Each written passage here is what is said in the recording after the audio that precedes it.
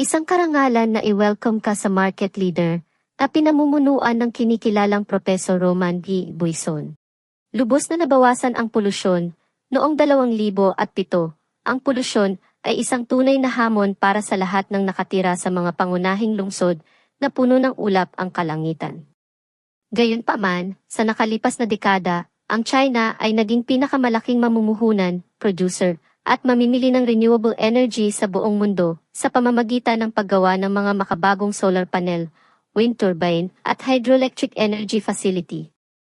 Ang China rin ang pinakamalaking producer ng mga dekuryenteng sasakyan at bus sa mundo. Kung nagustuhan niyo po ang video na ito, paki-like, share, and subscribe. At maaari rin po kayo mag-iwan ng comment.